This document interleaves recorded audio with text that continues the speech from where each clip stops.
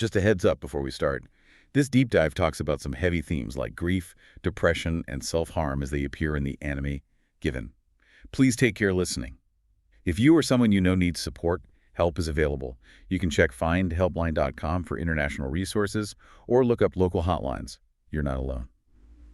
Welcome back to the deep dive. Where we really try to get under the surface of the stories and ideas shaping things. And today, we're looking at anime, which honestly doesn't always get the credit it deserves in mainstream chats. Right? Definitely not. It's got such emotional depth, such powerful storytelling potential. Exactly. And we're diving deep into one particular story where music, and it isn't just, background noise or a soundtrack. It's it's a character itself. It's a healer. It speaks when words just don't cut it. Yeah, that's a great way to put it. A voice for the unspoken.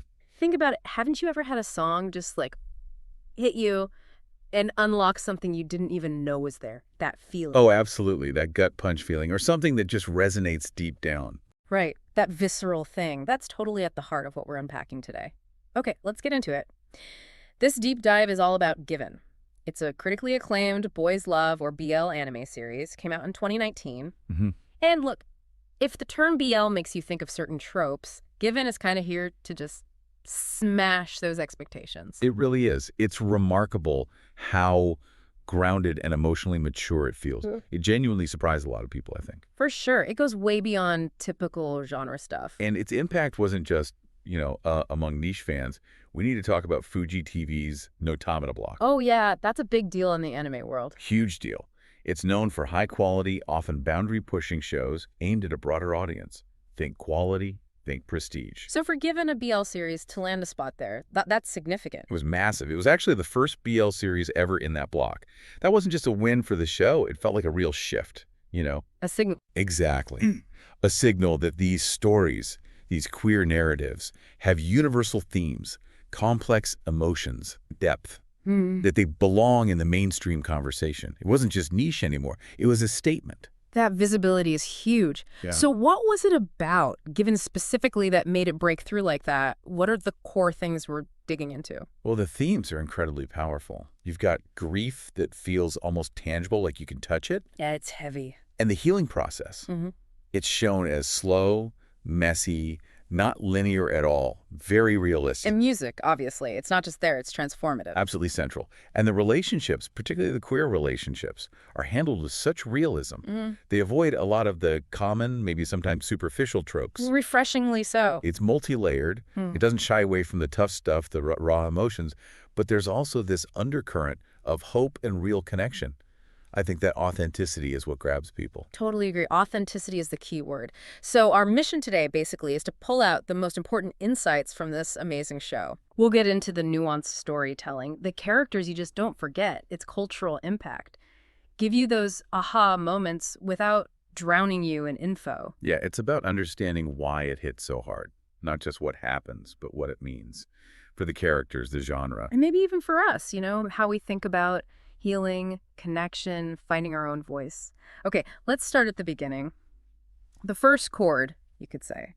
This unlikely meeting that changes everything. Right. So we have Ritsuka Unoyama. He's our main guy, initially. High schooler, super talented guitarist, a prodigy. Technically brilliant. But when we meet him, he's just over it, jaded, kind of aloof, maybe a bit irritable. Yeah, definitely impatient sometimes. You see him napping in the gym, just bored stiff by his own talent. His band relies on him musically, but he's just stagnant, creatively dead in the water. And it's such a striking portrayal of artistic burnout, right? But in a teenager. Exactly. We usually think of that as an adult thing. But Given shows how losing that passion, even when you're young and good at something, can just color your whole world gray. Totally. Imagine being great at something you used to love and now it just feels like homework. Yeah, that ennui, that detachment. Yeah. You really feel it in Ritsuka.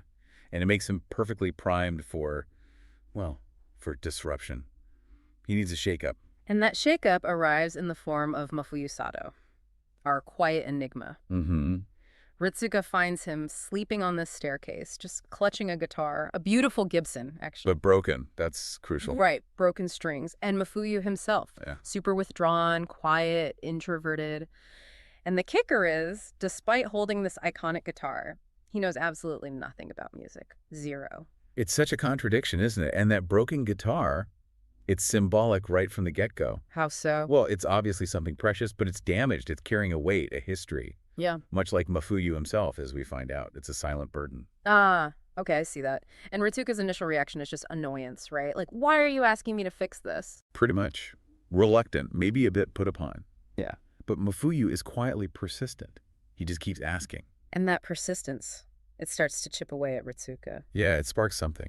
Maybe just irritation turning into a weird sense of responsibility, then curiosity. You see it over the first few episodes, boys in the band, like someone in love. His annoyance kind of melts into fascination. Exactly. Because Mafuyu, despite being so quiet, has this intense, almost desperate eagerness to learn about the guitar. He's a puzzle Ritsuka can't quite ignore. But the real turning point, the moment that just changes the whole trajectory, is when Ritsuka overhears Mafuyu humming. Oh, that scene.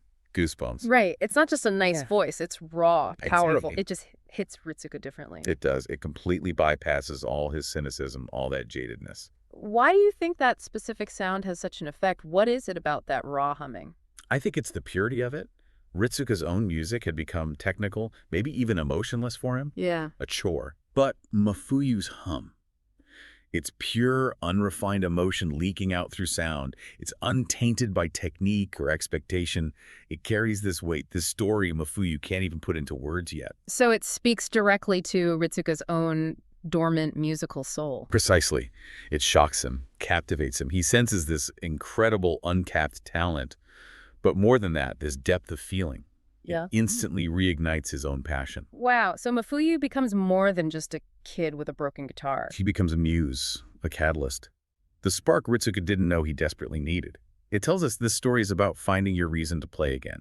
Now, Ritsuka's not alone musically. He's got his bandmates Haruki Nakayama on bass, Akihiko Kaji on drums. They're older college students. Right, the existing setup. And Mafuyu gets invited to watch them practice, eventually join in. You see those early moments, him just observing, taking it all in. Setting the stage for him becoming part of the group. But we quickly realize Mafuyu's quietness. It's Yeah. not just shyness. It runs much, much deeper. It's like a shield. It absolutely is. A shield guarding some immense trauma. And this is where we get into the heart of the first season's emotional weight. Fuyu no Hanashi, Mafuyu's winter story. Okay, let's unpack that. What's the core trauma here? It's devastating, really. Mafuyu's carried the grief from the death of his childhood friend and boyfriend, Yuki Yoshida. Who died before the series starts? Yes, Yuki took his own life, and it happened after a particularly bad argument they had. Oh, wow. We see Yuki only in flashbacks. He seems free-spirited, charismatic, magnetic even. But beneath that, he was clearly struggling with his own deep pain, serious communication issues, stuff he kept hidden. And his death becomes the central driving force, Yeah, even though he's not physically present. absolutely. It's fascinating storytelling. His absence is this massive presence. It's the catalyst for Mafuyu's emotional shutdown, his trauma. And the guitar. The guitar belonged to Yuki. It becomes this literal and metaphorical container for all of Mafuyu's grief and his guilt. Guilt. Why guilt? Because of something Mafuyu said during that last argument. He carries this crushing survivor's guilt, believing, maybe deep down, that his words pushed Yuki over the edge, that he failed him somehow. Wow. That's an incredibly heavy burden for him to carry. It is. And it ties into the symbolism of his name, too, doesn't it? Mafuyu, meaning? Mafuyu. It means midwinter. Perfectly mirrors his internal state, right? Well, Frozen emotions, isolation. totally. A psychological defense, almost. He just shuts down. Appears blank, numb. And that's how it manifests. His quietness, his struggle to communicate anything emotional, even as he starts fitting into the band, he internalizes all that pain. He's incredibly complex because of it. You see glimpses, right, in episodes like Somebody Else or Fluorescent Adolescent, hints of the storm underneath. Slowly surfacing. It makes him so relatable, I think, for anyone who's ever found it hard to talk about deep feelings or just carried something heavy alone. Yeah, it really highlights that trauma isn't always loud and dramatic. Sometimes it's just this constant, quiet weight. Meanwhile, Ritsuka's going through his own turmoil. Right, because his fascination with Mafuyu's voice is turning into something more. Strong romantic feelings. And it's confusing for him. He starts hearing rumors, whispers about Mafu's past relationship with Yuki, the tragedy. Which must complicate his own feelings immensely. Definitely. How does he process falling for someone who carries the ghost of a past love So intensely. He's dealing with jealousy, confusion. Is he just a rebound, a replacement? Can he ever measure up? You really see that internal conflict in episodes like Creep. He's grappling with his own queer feelings for the first time, too. And it's portrayed so well. There's that great scene where he tries to explain his feelings to Akihiko, who's more experienced. What does Akihiko say? Akihiko recognizes it instantly as love, but describes it as something almost violent, intense, like having your flesh ripped apart. Whoa. That captures the intensity Ritsuka's feeling. It really does. Yeah. And then you have Mafuyu's old friend, Hiragi, popping up. Adding more context? Or complications? Both, probably. He gives Ritsuka more pieces of the puzzle about Mafuyu and Yuki's past, but it's often painful information, making Ritsuka's understanding even murkier. He's trying to navigate love through a minefield of grief. So, amidst all this emotional chaos, the band decides Mafuyu should write lyrics. Yep, for their new song. Which, for someone like Mafuyu who can barely articulate his feelings. Seems like an impossible task. And he struggles massively. He just can't find the words. Not just writer's block. It's his trauma physically stopping him from expressing the enormity of his loss, especially about Yuki. And those scenes where he's just wandering, riding buses, looking out windows. They're not filler. They are so crucial. They show his deep internal struggle, him wrestling with whether he can or even should use music to confront his past, his grief for Yuki. It's a battle within himself. Totally.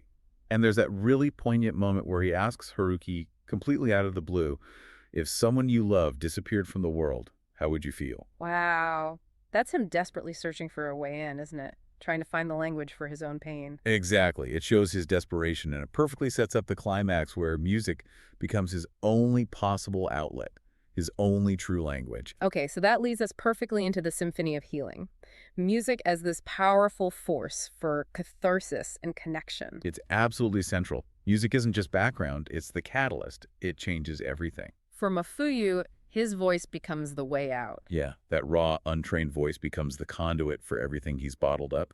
It's his journey from silence to finding his voice, literally and metaphorically. And for Ritsuka, Mafuyu's talent reignites his own fire. It pulls him out of that burnout, gives him purpose again. We see it from that first hum. right, the initial spark. To the intense dedication in their practice sessions, which the animation captures so well. And ultimately, it leads to Fui no Hanashi, the song itself, being praised for its emotional weight. Music is therapy for both of them. But it's not just a two-person show. The whole band plays a part. Oh, absolutely. The band's heartbeat, their collaborative energy, is vital. It's how they forge connections, create this support system, a found family. Let's talk about the other two. Haruki Nakayama, the bassist. He's like the anchor, right? Totally. The big brother, kind, gentle, dependable, the oldest. He's the peacemaker, the manager figure, providing that stable rhythm, emotionally and musically, the steady ground. And Akihiko Kaji, the drummer, he seems cooler, more complex. Yeah, Akihiko's cool and confident on the surface, but layered underneath. He has this surprising emotional insight, like when he advises Ritsuka about his feelings for Mafuyu. Telling him to face it, communicate. Right, he sees things Ritsuka doesn't. His drumming adds this grounded intensity, this edge that complements Haruki's stability. So together they really function as this found family. Absolutely. Offering support where maybe other structures are lacking or complicated, their banter, their interactions, it adds this warmth, this lightheartedness that balances the heavy stuff. You really feel their camaraderie. That sense of belonging is powerful. It really is. It suggests that the family you choose can sometimes be the one that truly saves you. And all of this, the individual struggles, the music, the found family, it all builds towards that climax. The live performance, episode 9, A Winter Story. The emotional core of the season, it's electric. Tensions are super high leading up to it. Ritsuka's frustrated with Mafuyu's lack of lyrics, That he snaps, says some harsh things. which makes Mafuyu run off. So they get on stage, Mafuyu's still frozen, no lyrics, and Ritsuka, feeling guilty, just pours all that into this intense guitar solo. It's like an apology through music. A primal scream. Yeah, and then Mafuyu steps up, And sings. sings Fuyu no Hanashi, and it's breathtaking. It's his first real, raw, vocal, and emotional expression since Yuki died. The music becomes his therapy session right there on stage. An emotional exorcism is a great way to put it. It shows healing isn't neat or tidy. It can be this messy, explosive outburst. Not a gentle path, but a volcanic eruption of sound and feeling. It completely shatters the idea of quiet, linear healing. It really does. And the animation during that scene is incredible. Mafuyu in that spotlight, surrounded by darkness. It visually represents his breakthrough. And they use rotoscoping for the performances, right? Tracing over live action. Yes, which gives those musical moments this incredible realism. You feel the physicality of the performance, the finger movements, the strain. It grounds the emotion, makes it feel tangible. And the lyrics, they're just devastatingly beautiful. So poignant. Lines like, just like a spell that still won't break, or some kind of curse, I'm still holding on to some heavy baggage. Wow. And hey, what kind of tomorrow am I supposed to look for in this town? And the chorus. Even if everything loses shape one day, you'll always be here within me as I try to move forward again. Even though I couldn't say goodbye, you'll always be here with me.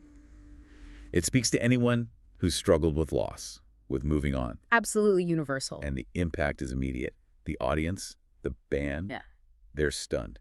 It solidifies Mafuyu as the frontman, marks this huge step in his healing.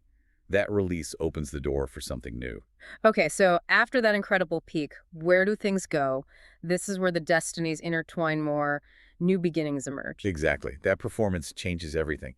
Backstage, Ritsuka is just overwhelmed by Mafuyu's vulnerability, by his own feelings. But he kisses him, the Wonderwall episode moment. Impulsive, intense, it marks that definitive shift from bandmates to something romantic. It feels like more than just a kiss, though. Oh, it is. It's Ritsuka acknowledging the depth of it all, Mafuyu's courage. It's like a symbol of grief, starting to transform into the possibility of new love. A rebirth, almost. And Mafuyu reciprocates later. Yeah, he confesses his feelings for Ritsuka in Song 2, which is huge for him. It shows he's actually starting to be able to express himself, to reach out. That's massive growth. Huge. And you get those relatable moments, too, like Ritsuka's internal panic after the kiss. Yeah, the internal selves debating. So funny and real. And the sweetness of Mafuyu looking after Ritsuka when he's sick. It shows real tenderness, a give and take. And the band just accepts it. Pretty much. Their main concern seems to be more about band dynamics and reputation, not the fact that it's two guys. Oh. Which is really refreshing. Normalizes it completely within their found family. And we talked about the symbolism in their names. Ritsuka as early summer and Mafuyu as midwinter. Right, that perfect contrast. Winter meeting summer, thawing the ice, healing and balance. And the band name they choose after the gig, Given. So meaningful. It's a direct nod to the guitar, right? Which was Yuki's, given to Mafuyu by Yuki's mother. Okay, so it's acknowledging the past. Exactly. Mafuyu isn't erasing Yuki or the grief. He's integrating it. Taking that symbol of loss and making it about creation, about moving forward, about the love and hope he's finding now. It's about accepting everything he's been given, the pain, the potential, and building something new. That's incredibly powerful. Resilience embodied in the name. But while Mafuyu and Ritsuka's story reaches this kind of hopeful turning point, the show doesn't tie everything up neatly. Right, the older members. Haruki and Akihiko. Their dynamic is much more complicated. Way more complicated. Haruki has these long-held, unspoken feelings for Akihiko. Unrequited love, basically. See? And Akihiko, he's trapped in this really toxic, messy, on-again, off-again thing with his ex, Ugetsu Murata. The violinist. Yeah, Ugetsu. Super talented, world-class musician, but also emotionally volatile, manipulative. Their relationship is just destructive. Codependent. So Haruki's just watching this happen while loving Akihiko from afar. Pretty much. And it's portrayed with such maturity. The nuances of unrequited love, codependency in adults, it's fascinating. Haruki, whose name means spring tree, is patient, steadfast, often sacrificing his own needs. The quiet sufferer. And Akihiko, the autumn boy, is all contradiction. Confident facade, deep insecurity. He struggles with commitment, uses casual relationships as a shield, stuck in this emotional limbo. And Ugetsu represents the destructive side of passion. Absolutely. Their history is one of mutual hurt, manipulation, a bond they can't seem to break, even though it's killing them both slowly. You see Haruki's longing, Akihiko's turmoil, and Haruki admits at the end of the season he's lonely. It's heartbreaking. It is. And leaving that tension unresolved is deliberate. It tells you that healing isn't one size fits all. It takes time, different paths. It sets up further exploration beautifully, more realistic, Definitely. And that complexity, that realism is surely why Given got so much acclaim. It resonated. Oh, massively. Critically lauded for its nuance, its emotional honesty. People really praised how sensitively it handled the heavy stuff, grief, depression, self-harm, without being exploitative. And its legacy for LGBTQ+ representation in anime. It feels huge. Groundbreaking, really. It presented this grounded, meaningful, queer romance with all the complexity and honesty you'd expect from any well-written relationship drama. It sidestepped so many shallow It tropes. gave the genre real visibility, pushed it into the mainstream conversation. Yeah. It showed these are just human stories. People connected deeply, saying it wasn't just BL, it was a story about grief, healing, music. Hmm. It moved people profoundly, humanized the whole thing. And technically, the show delivered too, right? Yeah. Especially the music scenes. Yeah, the animation overall was solid, but those performance scenes Mm. stand out. Using rotoscoping really elevated them. Made them feel real. And the soundtrack, that opening Kizawato by Sentimental and the ending Marutsuke by the fictional band Given. So catchy, so emotionally fitting. The music itself is a character. Totally. The sound design, the vocal performances, even with maybe some simpler animation elsewhere, the parts that mattered really landed. They clearly poured resources into the emotional core. Made the music feel alive, vital. But ultimately, it comes back to the characters and the themes. That depth. Exactly. Each character is on their own journey, reflecting different stages of growth. Mafuyu embodies frozen grief. Ritsuka, the thawing process. It shows healing is messy, but possible. And identity. Ritsuka navigating first queer love, Akihiko wrestling with intimacy and his own complexities. And the contrast between relationships is stark, isn't it? Yuki Mafuyu, tragic, unfinished. Akikugetsu, toxic, destructive. And then the hope offered by Unoyama Fuyu and eventually Haruki Akihiko, healing, stable, reciprocal. A clear comparison. And music as catharsis is always there. Fuyu no Hanashi is the ultimate example, therapy through song, that deep character work, the thematic richness. That's why it connects. It's about finding your people, your found family, who help you heal. So the first season wraps up Mafuyu and Ritsuka's initial arc beautifully, but leaves doors open. And the story did continue, not a season 2, but movies. Right, a series of films adapting later parts of the manga, digging into those unresolved threads. What was the first movie about? Given the movie, 2020, it shifted focus squarely onto Haruki and Akihiko. Tackling their complicated dynamic. Exactly. It dives right into that love triangle with Getsu, resolving Haruki's unrequited feelings and Akihiko's struggle between his toxic past and a potentially healthier future with Haruki. It's about Akihiko choosing self-respect, choosing reciprocity, and Haruki's patience finally being rewarded.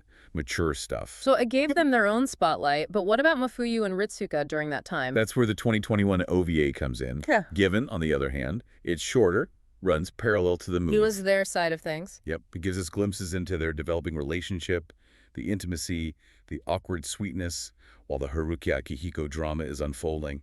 A nice balance, showing their quieter journey. Okay, and then more recently, a 2-part project. Yeah, starting in 2024 with Given, Hiragi Mix. Huh? This one focuses on Mafuyu's childhood friend, Hiragi Kashima. The one who brought Ritsuka complications earlier. That's him. His band, Sai, is about to debut. Ritsuka gets recruited to play guitar for them temporarily, which forces Mafuyu's past and present into close contact again. It also explores Hiragi's own intense relationship with his bandmate, Shizuzumi Yagi. More complex dynamics, echoes of the main band's struggles. Wow, expanding the world. And the final film. Also 2024, Given to the Sea. This one brings the manga story to its conclusion, focusing back on Mafuyu and Ritsuka. The final act. Pretty much. Okay. The band is considering going pro, which triggers a crisis for Mafuyu. He has to confront the last vestiges of his grief for Yuki, figure out his evolving feelings for Ritsuka, and what music truly means to him now, especially as a potential career. It's the emotional climax for everyone. It sounds like a really thoughtful continuation, showing that growth is ongoing. Exactly. It proves the commitment to all the characters, not just the main couple. Haruki and Akihiko get their deep dive too. It reinforces that healing, love, self-discovery. They're continuous journeys, not neat little arcs. So, wrapping this all up, what's the big takeaway from Given? At its heart, I think it's about how human connection, often found through shared passion like music, can heal incredibly deep wounds. We see Mafuyu go from frozen silence to finding his voice, thanks to Ritsuka and the band. Yeah, it's a powerful look at recovery, at queer love treated with realism and depth. And it suggests something really hopeful. That grief doesn't have to be isolating. You don't build a future despite your past pain, but with its lessons. You integrate the sorrow into something new, something joyful. Turning loss into creation, like the band name. Precisely. So for you listening, What really stood out to you about Given's portrayal of healing, that messy, beautiful process? Or maybe think about your own life. Have you found your sound for difficult emotions, whether it's music or art or just talking it out? What helps you voice the unspoken? Yeah, great questions to ponder. We'd genuinely love to hear your thoughts. If this deep dive sparks something for you, consider subscribing, liking, and definitely drop your reflections in the comments below. We really do read them. The conversation continues there. And definitely check out our other deep dives too. Thanks so much for tuning in. Thanks, everyone. We'll catch you on the next one.